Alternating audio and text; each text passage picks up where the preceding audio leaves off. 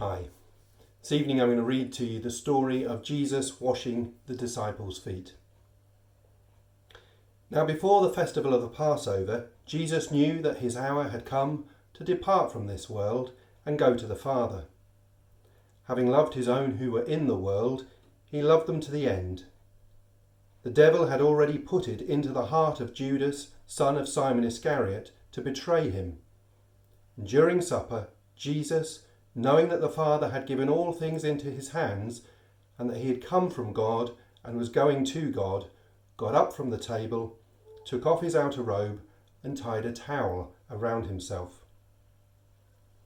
Then he poured water into a basin and began to wash his disciples' feet and to wipe them with the towel that was tied round him. He came to Simon Peter, who said to him, "Lord, are you going to wash my feet?" Jesus answered, "You do not know now what I am doing, but later you will understand." Peter said to him, "You will never wash my feet." Jesus answered, "Unless I wash you, you have no share with me." Simon Peter said to him, "Lord, not my feet only, but also my hands and my head." Jesus said to him, "One who has bathed does not need to wash except for the feet, but is entirely clean. And you are clean, though not all of you." For he knew who was to betray him. For this reason he said, "Not all of you are clean." After he had washed their feet and put on his robe and had returned to the table, he said to them, "Do you know what I have done to you? You call me teacher and Lord, and you are right, for that is what I am. So if I, your Lord and teacher, have washed your feet, you also ought to wash one another's feet. For I have set you an example, that you also should do as I have done to you. Very truly, I tell you, servants are not greater than their master, nor are messengers greater than the one who sent them. If you know these things, you are blessed if you do them."